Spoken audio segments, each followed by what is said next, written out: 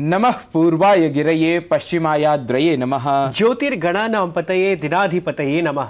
सूर्यवत् तेजस्विनः मनस्विनः भारतवासिनः पुनः एकवारं भवतां सर्वेषां स्वागतम् एतस्मिन् संस्कृति संवलिते वार्तावलीति संस्कृतभाषिके कार्यक्रमे। अहमस्मि गवीश द्विवेदी। अहमपि अत्र उपस्थितः नीतीश भारद्वाजः। तत्र भवतां सर्वेषां स्वागतार्थं वार्तावली प्रस्तुत्यर्थं च। दर्शकाः, पर्वप्रिये अस्माकीने देशे पर्वणामस्ति बाहुल्यम्। एतेषु पर्वदिनेषु वयं भारतीयाः ऊर्जान्विताः उत्साहान्विताः च भवामः। पञ्चदिनात्मकस्य दीपावलिपर्वणः अनन्तरम् एतस्मिन् सप्ताहे अस्ति आचर्यमाणं छठ नामधेयं सूर्यषष्ठी महापर्व। सत्यं, सूर्यषष्ठी महापर्वणः शुभकामनाः तत्र भवद्भ्यः सर्वेभ्यः अपि। साम्प्रतं वार्तावली कथाक्रमस्य अनुसारं प्रस्तुमः अद्यतनाङ्कीयं सुभाषितम्। बन्धनं मरणं वापि जयो वापि पराजयः उभयत्र समो वीरः वीरभावो हि वीरता।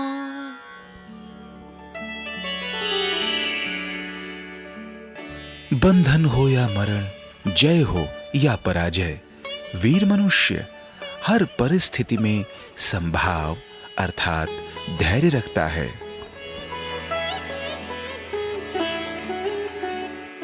One who is courageous maintains his calm in every situation, be it bondage or death, victory or defeat. साधु, वस्तुतः अत्यन्तं प्रामाणिकानि भवन्ति एतानि रत्नसंज्ञकानि सुभाषितानि। अस्तु, प्रामाणिकाः भवन्ति अस्माकं दूरदर्शनसमाचारवाहिन्या प्रकाशिताः वार्ताः अपि। यतः अस्माकम् उद्देश्यं केवलं वार्ताः, पूर्णाः वार्ताः इति भवति, तावत् अधुना वयं देशस्य किंवा विदेशस्य अपि पक्षद्वयसमन्विताः वार्ताः, घटनाः च अत्र प्रदर्शयामः। तदर्थमेव अत्र प्रस्तूयन्ते विगत साप्ताहिकीः प्रमुखाः चेताः च काश्चन वार्ताः। राष्ट्रपति पदासीना द्रौपदी मुर्मुः 47-उत्तर-द्विसहस्रवर्षात्मकम् अंतरिक्ष प्रौद्योगिकी विमानन विषयम् अवलम्ब्य आयोजिताम् अन्ताराष्ट्रिय सम्मेलन प्रदर्शनीम् उद्घाटितवती। एरोनॉटिकल सोसाइटी ऑफ इंडिया इति अंतरिक्ष संस्थायाः उत्कृष्टतायाः 75-वर्षपूर्त्यवसरे नवदिल्ली स्थिते यशोभूमि सम्मेलन केन्द्रे आयोजिते प्रदर्शनी कार्यक्रमे राष्ट्रपतिवर्यया कथितं यत् अंतरिक्ष विमानन निर्माण क्षेत्रे भारतस्य क्षमतानां द्रुतगत्या विधीयमानः अस्ति विस्तारः। द्वितीय वैश्विक दक्षिण स्वराख्यस्य शिखर सम्मेलनस्य समापन वक्तव्ये प्रधानमन्त्री मोदी सर्वेभ्यः कृतज्ञतां प्रकटितवान्। सम्मेलनस्य 10 सत्रीय महत्वपूर्ण विषयेषु चर्चाः प्रधानमन्त्रिणा बहुमूल्याः वर्णिताः। 10 प्रमुखाः संविभक्ताः प्राथमिकताः आगामिकाले पारस्परिक सहयोगस्य मार्गं प्रशस्तं करिष्यन्ति इति प्रधानमन्त्री प्रतिपादितवान्। राजस्थाने आयोक्ष्यमाणं विधानसभा निर्वाचनम् उद्दिश्य सकलदलानां नैर्वाचनिक जनसभाः सतीव्रं समाचर्यमाणाः। अत्र क्रमे प्रधानमन्त्री नरेन्द्र मोदी भरतपुरे विजयसङ्कल्प सभां सम्बोधितवान्। स्वदलपक्षे समर्थनाय जनाः तेन अध्यर्थिताः। मध्यप्रदेश विधानसभायाः छत्तीसगढ़ विधानसभायाः च कृते मतदानम् अभवत्। मध्यप्रदेशे 30,200 आसनेषु छत्तीसगढ़े च 70 विधानसभासनेषु मतदानं सम्पन्नताङ्गतम्। अत्रान्तरे मध्यप्रदेशे 76% छत्तीसगढ़े च 75% मतदानं समङ्कितम्। दिल्ल्याम् ऐषमः 240तमम् अन्ताराष्ट्रिय व्यापार मेलकं प्रवर्तमानमस्ति। वसुधैव कुटुम्बकम् इति अस्ति मेलकस्य केन्द्रीयः विषयः, यत्र 13 देशानां मेला प्रदर्शकाः सम्मिलिताः सन्ति। इस्राएल देशीयाम् अनुमतिं प्राप्य प्रथमतः इन्धनसङ्ग्रहः मिस्रदेशात् गाजा क्षेत्रं प्रापितः। अत्रान्तरे संयुक्तराज्य अमेरिका पक्षतः वक्तव्यं समागतं यत् इन्धनापूर्तिः एषा नियमितरूपेण बृहन्मात्रायां च नैरन्तर्येण भवितुम् अर्हम् इति। गोस्वामी तुलसीदास विरचितस्य श्रीरामचरितमानस ग्रन्थस्य क्रोएशिया देशीय भाषायाम् अनुवादः अनतिचिरमेव लोकार्पितः जातः। क्रोएशिया मूलः परं दीर्घकालात् च भारतनिवासी स्वामी ज्ञानेश्वरपुरी अस्य प्रसिद्धस्य ग्रन्थस्य अनुवादम् अकरोत्। श्री बद्रीनाथ धाम्नः कपाटपिनद्धार्थम् आयोजिता पञ्चपूजा अद्य समाप्ता। एतेन सममेव ऐषमः चतुर्धाम यात्रा शीतकालं यावत् अवसिता। अत्रान्तरे श्री बद्रीनाथ धाम परिसरः 15 क्विंटल भारमितैः पुष्पैः सज्जितः आसीत्। क्रिकेट क्रीडायाः एकदिवसीय विश्वचषक प्रतियोगितायाः अन्तिमचक्रे भारतस्य प्रवेशः। भारतीयदलेन प्रथमोपान्त्यस्पर्धायां न्यूजीलैण्ड दलं 70 धावनाङ्कैः पराभूय निर्णायकचक्रे प्राप्तं स्थानम्। तावत् द्वितीयोपान्त्यस्पर्धायाम् ऑस्ट्रेलिया दलेन दक्षिणाफ्रीकादलं 3-0 पराजितम्। दलद्वयमपि रविवासरे अहमदाबाद क्रीडाङ्गणे खेलिष्यति। तावत् क्रिकेट प्रेमिषु दृश्यते महान् उत्साहः। लोक आस्थायाः सूर्यषष्ठीति महापर्वणः वैभवं देशे प्रायः सर्वत्रैव सम्प्रसृतम् आलक्ष्यते। चतुर्दिनात्मकं पर्व एतत् शुक्रवासरे स्नानात् परं भोजनम् इति विशेष विधिविधान पुरस्सरं समारब्धम्। गत साप्ताहिकीनां वार्तानाम् अनन्तरं केन्द्रज प्रभागे एव क्रमः अस्ति वृत्त प्रस्तुतेः। एतच्च विशिष्टं वृत्तं समन्वितमस्ति भारतस्य वनवासी क्षेत्रस्य किञ्च निर्धनानां भगवत्तुल्येन बिरसा मुण्डावर्येण। यह ही आसीत् कुशलः क्रान्तिकारी अथ स्वतन्त्रता सेनानी। आयान्तु पश्यामः भगवन्तं बिरसा मुण्डा जीवन समन्वितम् एतमेव वृत्तविशेषम्।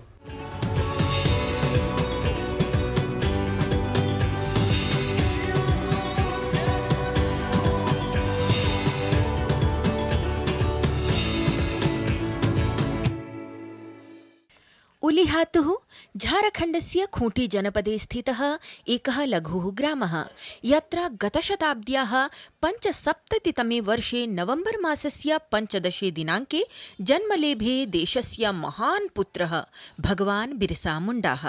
तस्यामेव लघुग्राम वीरधरायां स्वीयां नमनाञ्जलिं प्रस्तोतुं सद्यः पूर्वमेव सम्प्राप्तः प्रधानमन्त्री नरेन्द्र मोदी। आज का दिन सौभाग्य से भरा हुआ है। मैं कुछ देर पहले ही भगवान बिरसा मुंडा की जन्मस्थली उलिहातु से लौटा हूं। उनके परिजनों से भी बड़ी सुखद मुलाकात हुई है। देशस्य महान् वीरपुत्रः भगवान् बिरसा मुण्डाः तदा स्वीयं साहसबलं प्रदर्शितवान् यदा ब्रिटानिया शासनद्वारा कृषकाः आदिवासिनः च बलात् पीड्यन्ते स्म। जनजातीयानां विरोधे जायमाने अन्यायविरोधे भगवान् बिरसा मुण्डाः वर्षाणि यावत् सततं समाचरितवान् सुदृढं संघर्षम्। इतः एव समारब्धा जनजातीयजनानां गौरवावहा जीवनगाथा। एतादृशस्य एव क्रान्तिवीरस्य भगवतः बिरसा मुण्डावर्यस्य संघर्षस्मरणे रांचीनगरे स्थापितं मेमोरियल पार्क इत्याख्यम् उद्यानं तत्र स्थितं संग्रहालयं च प्रधानमन्त्री अवलोकितवान्। जनजाति समुदाय समुद्धारकस्य भगवतः बिरसा मुण्डावर्यस्य स्मरणे निर्मितः एषः संग्रहालयः तत्र स्थाने स्थापितः अस्ति यत्र धरती आबा नाम्ना ख्यातिप्राप्तः भगवान् बिरसा मुण्डाः आङ्ग्लैः बलात् बन्दीकृतः। संग्रहालयं गतः प्रधानमन्त्री मोदी उक्तवान् यत् देशस्य वीरपुत्राणां करोति प्रवर्तमान प्रशासनं सम्माननम्। मुझे संतोष है कि आजादी के 75 वर्ष होने पर अमृत महोत्सव के दौरान हमने ऐसे वीर वीरांगनाओं को याद किया, उनकी स्मृतियों को अगली पीढ़ी तक पहुंचाया। भगवतः बिरसा मुण्डायाः स्मरणे देशस्य दुर्गम वनक्षेत्रेषु निवसतां प्रायः 28 लाख जनजातीयजनानां शक्तीकरणाय समग्रविकासाय च श्री नरेन्द्र मोदी प्रधानमन्त्री जनजातीयादिवासी न्याय महाभियानं पीएम जनमन इत्येतत् अथ एतस्य दूरभाषानुप्रयोगं समेत्य अनेकाः विकासपरियोजनाः समारब्धवान्। पीएम जनमन इत्येतस्याः परियोजनायाः अन्तर्गतं जनजातीयसमुदायेभ्यः स्वास्थ्य, दूरसञ्चार, सम्पर्क, सुरक्षित पेयजलावासा जीविका सन्निभाः आधारभूतसंरचनाः प्रदास्यन्ते। मुझे तो जीवन को जोड़ना है, जिंदगियों को जोड़ना है, हर जिंदगी में जान भरनी है, हर जिंदगी में नया जज्बा भरना है। इसी लक्ष्य के साथ आज पीएम जनजाति आदिवासी न्याय महाअभियान यानी पीएम जनमन इस महाअभियान की शुरुआत हो रही है। प्रधानमन्त्री उक्तवान् यत् देशे दशकानि यावत् स्थापितानां वञ्चितानां विकासार्थं वचनबद्धं केन्द्रप्रशासनम् एतादृशैः एव विकासपरियोजनामाध्यमैः विकसितभारतस्य सङ्कल्पं शक्तियुतं करोति, वञ्चितवर्गं च सम्मानयति। वार्तावलीवृत्तं डीडी न्यूज़।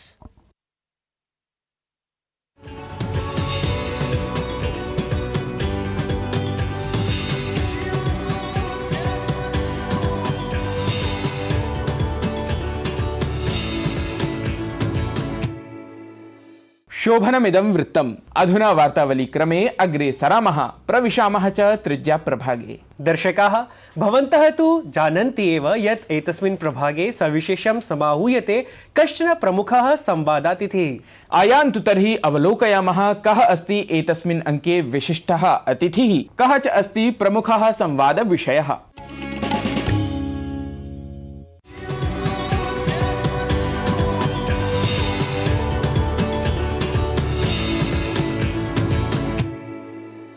नमस्कारः।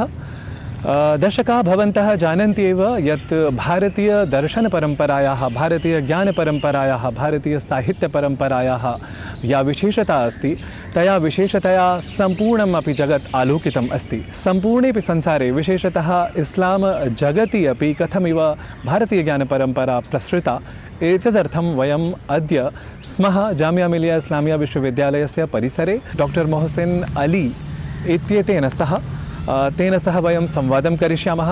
असौ वस्तुतः जामिया मिलिया इस्लामिया विश्वविद्यालयस्य फारसी विभागे अध्यापनरतः अस्ति। अथ प्रधानमंत्री संग्रहालय पुस्तकालय इत्येषा या संस्था अस्ति तत्रापि वरिष्ठः शोधाध्येता अस्ति, अध्येता अस्ति। अथ तुर्किश भाषायाः अपि भारते प्रथमस्य अध्ययनकेन्द्रस्य स्थापना अनेनैव महोदयेन कृता। महोदय, प्रथमतः तु भवतः बहुशः स्वागतम् अस्ति। स्वागतम्। मम प्रथमः प्रश्नः अस्ति यत् संस्कृत जगत् वस्तुतः इस्लाम जगत् अपि बहु किमपि प्रभावितवान् इति सर्वे जानन्ति एव। तत् कथमिव प्रभावितवत् संस्कृतम् इत्येतस्मिन् विषये अहं प्रथमतः ज्ञातुकामः। मैं थोड़ा एक ऋग्वेद का एक श्लोक कोट करना चाहता हूँ। संगच्छध्वम संवदम संवो मनानसी जानताम। इस श्लोक से बेसिकली हम ये सीखने को मिलता है कि साथ मिलें, बात करें, साथ चलें और एक तरह की सोच बनाएं। भारत जो है आज नहीं, आदिकाल से विश्वगुरु के रोल को प्ले करता रहा है। ठीक है, ये आज की कोई नई बात नहीं है कि भारत जो है विश्वगुरु बन रहा है। भारत शुरू से विश्वगुरु रहा है और इसकी जो साहित्य हैं और स्पेशली जो संस्कृत के जो वर्क्स हैं, इसने ना कि सिर्फ मुस्लिम साम्राज्य को, मुस्लिम जगत को, बल्कि यूरोप के सभ्यता को भी प्रभावित किया है। अगर इसकी बात अगर हम कहें तो सबसे पहले मैं आपको 5वीं या 6वीं शताब्दी में लेके जाना चाहूँगा, जहाँ पे खुसरो अनुशिरवान एक ईरान का बादशाह था। उसने अपने वज़ीर बुरजुइये को इंडिया भेजा था और यहाँ पे बुरजुइये ने जो है ना पंचतंत्रा, जो कि विष्णु शर्मा की रचित किताब है, और उसको उसने जो है ना सबसे पहले उसने पहलवी लैंग्वेज में ट्रांसलेशन किया। और पहलवी के बाद फिर 7th-8th सेंचुरी में जो है इब्न मुकफ़ा जो है उसको अरबिक में ट्रांसलेट करते हैं। तो पंचतंत्रा पहले पहलवी में हुआ, फिर अरबिक में हुआ, और अरबिक में होने के बाद ये पूरे विश्व में पंचतंत्रा आज विश्व के कम से कम 50 भाषाओं में इसका तर्जुमा हो चुका है। तो शुरुआत वहाँ से होती है तर्जुमे की। अब जब हम बात करते हैं कि 8वीं और 9वीं सदी की, जब अब्बासिद खलीफ का ज़माना आता है जिसमें कैलिफ हारून अल रशीद और मामून तरह के लोग होते हैं, तो इन्होंने इराक़ में एक बैतुल हिकमा इस्टेब्लिश किया। बैतुल हिकमा को बेसिकली अगर हम कहें तो हाउस ऑफ विजडम, जहाँ पे पूरे विश्व से जो है वो स्कॉलर्स को बुलाए जाते थे और वहाँ पे वो ट्रांसलेशन का काम शुरू किया गया। तो हिंदुस्तान चूँकि शुरू से ही खगोल शास्त्र, ज्योतिष विद्या, चिकित्सा, गणित में काफ़ी आगे रहा है, तो यहाँ से स्कॉलर्स को, विद्वानों को बुलाया गया वहाँ पे और वहाँ पे बुला करके के किताबों का तर्जुमा कराया गया जो कि अरबिक में हुआ। और उसमें जो है सबसे बड़े जो ये कहलाते हैं खालिद बिन बर्मक। बर्मक इज़ बेसिकली जो है वो बर्मक नहीं कहेंगे, ये basically he was a converted Muslim from Buddhism and इनका नाम प्रमुख था। तो चूँकि फ़ारसी में ब नहीं होता है, ठीक है, अरबिक में ब नहीं होता है, फ़ारसी में प होता है, तो इस तरह से अरबिक में बर्मक हुआ, प्रमुख से ये बर्मक हुए।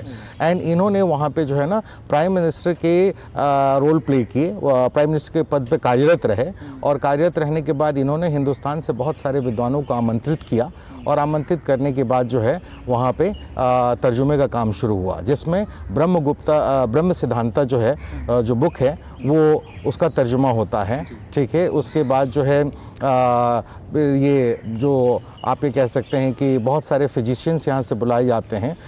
वेद मन का और कन का, ये जो दो वेद होते हैं, ये वैद्य जो होते हैं वो आकर के वहाँ पे तर्जुमे का काम करते हैं और इस तरह से काफ़ी सारे एस्ट्रोलॉजी पे, मैथमेटिक्स पे, एस्ट्रोनॉमी पे, लॉजिक पे, फ़िलासफ़ी पे काम तर्जुमे का शुरू होता है। तो इस तरह से संस्कृत की किताबों का पहला जो काम शुरू होता है वो बैतुल हिकमा से शुरू होता है और इराक़ में ये शुरू होता है और उसके बाद से जो है ट्रांसलेशन का सिलसिला कभी रुकता नहीं है।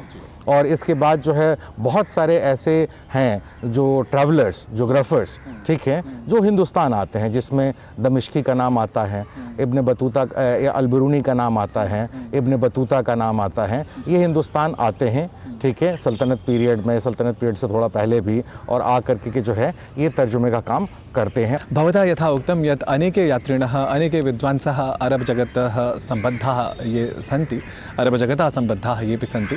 वस्तुतः ते अपि बहु किमपि प्रभावितवन्तः, नाम संस्कृतपरम्पराम् उज्जीवितवन्तः तत्र तत्र।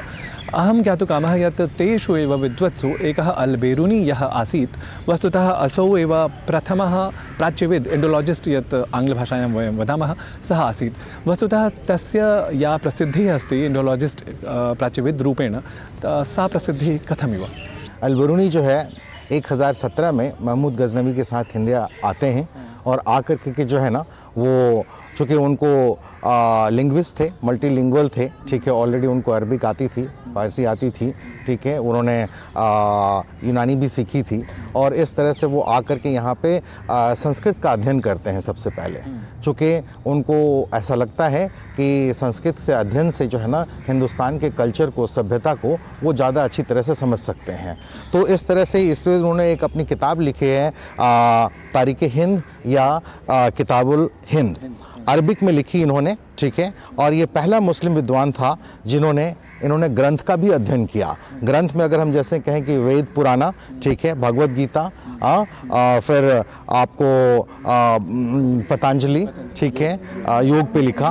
और इन्होंने जो अपनी किताबुल हिंद में बेसिकली हिंदुस्तान का कोई भी ऐसा जैसे चाहे वो रीति रिवाज हो, चाहे शादी हो, चाहे खान पान का हो, चाहे समाज हो, चाहे धर्म हो, ठीक है, चाहे हिंदुस्तान की आर्थिक स्थिति हो, ठीक है, उस पर सब पे इन्होंने चर्चा की है। यहाँ पे तक कि इन्होंने वर्ण व्यवस्था पे भी चर्चा की, बट वर्ण व्यवस्था जैसे यहाँ पे जो है वहाँ पे फारस की भी वर्ण व्यवस्था को कंपेयर करते हैं, लेकिन इन्होंने एक जगह जो अछूत की जो बात है, वो अछूत की बात पे इन्होंने ये कहा है कि वायु और सूरज, ये संसार में कुछ भी ऐसा नहीं होता जो अपवित्र या अछूत होता है। वायु और सूरज जो है ना वो उसकी अपवित्रता को ख़त्म कर देते हैं और वर्षा जो होती है वो उसको धो देती है एंड अंततः वो समुद्र में जाकर के मिल जाता है और समुद्र का खाना पानी जो है उसे फिर से पवित्र कर देता है। सो इस तरह की बातें इन्होंने बहुत डिटेल से अपनी किताबुल हिंद में लिखी है, जिसे इसी वजह से इनको पहला इंडोलॉजिस्ट कहा जाता है और बहुत सारे स्कॉलर्स जो है इनको विद्यासागर का भी टाइटल देते हैं। वस्तुतः यदापि संस्कृतस्य समृद्धेः विषये चर्चा भवति तदानीं प्रायशः उच्यते यत् नाम मुगल् काले, सल्तनत् काले तथा प्रसिद्धिः संस्कृतस्य न आसीत्, परन्तु तथापि एवं विधानि उद्धरणानि प्राप्यन्ते यद्द्वारा ज्ञायते यत् वस्तुतः संस्कृतस्य येपि ग्रन्थाः सन्ति नाम अनूदितग्रन्थाः येपि सन्ति तेपि न्यूनाः न आसन्। वस्तुतः एतेषां काले अपि संस्कृतस्य येपि ग्रन्थाः आसन् ते अनूदिताः अरबी भाषायां पहलवी नाम फारसी भाषायाम् इति एतस्मिन् विषये विशेषतः हम ज्ञातुकामः। जहाँ तक आप सल्तनत काल और मुग़ल काल की बात करते हैं तो ये एक बड़ा लंबा सा पीरियड है और इसमें जो है स्पेशली जो है भारतीय धर्म ग्रंथ की बात कहेंगे तो जैसे कि आपका महाभारत है, रामायण है, वेद है, उपनिषद है, भगवत गीता है, योग वशिष्ठ है, पंचतंत्र है, पुराणिक लिटरेचर है, सिंहासन बत्तीसी है, राजतरंगिनी वगैरह। तो इन सब के ट्रांसलेशंस जो है इन सारे सल्तनत काल से मुग़ल काल के आखिर तक अगर हम बात करें तो ये सारी किताबें कई बार ट्रांसलेट हो चुकी हैं। ठीक है, कुछ अरबिक में हुई, अरबिक से फिर फ़ारसी में हुआ। ठीक है, कुछ पर्शियन में ही रहा। जैसे अगर हम महाभारत की अगर हम बात करें तो महाभारत का जो वर्जन है वो 5 वर्जन है। ठीक है, रज़्मनामे तो हम एक जानते हैं कि अकबर के टाइम में हुआ था। ठीक है, और रामायण 6 वर्जन में ट्रांसलेट हुआ, वेद जो है 1 वर्जन में, उपनिषद को दाराशिकोह ने किया। ठीक है, भगवत गीता 4 वर्जन में ट्रांसलेट हुआ। ठीक है, उसी तरह से अगर हम कहें कि योग वशिष्ठ तो वो भी 4 वर्जन में हुआ। फिर अगर हम बात करें कि पुराणिक लिटरेचर तो वो 12 वर्जन में ट्रांसलेट हुआ। सिंहासन बत्तीसी का 10 और राजतरंगिनी के 6 ट्रांसलेशंस हो चुके हैं। मम अन्तिमः प्रश्नः यत् अन्ये नाम केचन ग्रन्थाः तादृशाः वा सन्ति येषाम् अनुवादकर्म वस्तुतः फारसी भाषातः, अरबी भाषातः, लैटिन भाषातः वा संस्कृते नाम अनुवादः जातः। 15th सेंचुरी में एक ज़ैनुल आबिदीन है, बादशाह हैं कश्मीर के, जिनको अकबर का भी टाइटल दिया जाता है। उनका रुझान ये दोनों धर्म के तुलनात्मक अध्ययन में भी था। तो पहले जो श्रीवरा नाम के एक जो है विद्वान हैं, उन्होंने जो है ना यूसुफ और जुलेखा जो जामी की किताब है, ठीक है, उसका उन्होंने जो है ना यूसुफ और जुलेखा को जो है ना पहला तर्जुमा उन्होंने संस्कृत में किया श्रीवरा ने। दूसरा अगर हम 15th और 16th सेंचुरी में आते हैं तो ये जो कुतुबशाही डायनेस्टी है और बहमनी डायनेस्टी है, इसमें बहमनी डायनेस्टी में मोहम्मद शाह ने जो है ना अपनी एक किताब लिखी है संगीता मलिका, जो कि संस्कृत में लिखी गई। और उसके बाद जो कुतुबशाही डायनेस्टी की अगर हम बात करें तो कुतुबशाही डायनेस्टी के जो बादशाह हैं अकबर शाह, इन्होंने जो है ना वो एक किताब लिखी श्रृंगारा मंजरी, जो कि ये संस्कृत में लिखी गई है। सो अभी तक तो मेरे शोध के मुताबिक यही 3-4 किताबें मिलती हैं जिसका अनुवाद जो है वो फारसी से संस्कृत में हुआ है। एवं नाम वस्तुतः तेषां ग्रन्थानाम् अनुवादः नास्ति, वस्तुतः अत्र सिद्धान्तानां तेषां सिद्धान्तानां वस्तुतः तत्र उपस्थापनमात्रमेव इति। महोदय, अत्र भवता भारतीयज्ञानपरम्परा समृद्धेः अथ इस्लाम जगति वस्तुतः का समृद्धिः भारतीयज्ञानपरम्परायाः कथमिव विशेषयुता जाता इत्येतस्मिन् विषये भवता बहु किमपि विशेषतः विज्ञापितम्। एतदर्थम् अहं मन्ये दर्शकाः उपकृताः भवेयुः, वयमपि उपकृताः नाम स्मः एव। तदर्थं पुनरपि वयं भवते धन्यवादान् समर्पयामः अथ नमस्कारान् ज्ञापयामः। नमो नमः।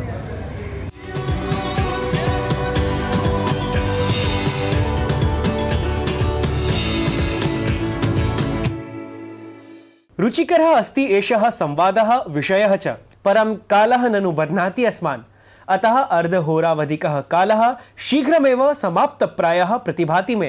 तत्र भवतां सर्वेषां मनोरञ्जनाय आनन्दाय च गीतप्रस्तुतिम् एताम् आस्वादयन्तः महापर्वाचरणेन च सह वार्तावलीं पोषयन्तः भवन्तः निरामयाः सन्तिष्ठन्ताम्। आगामिनि अंके पुनः मिलामः। नमो नमः। भज गोविन्द भज गोविन्द।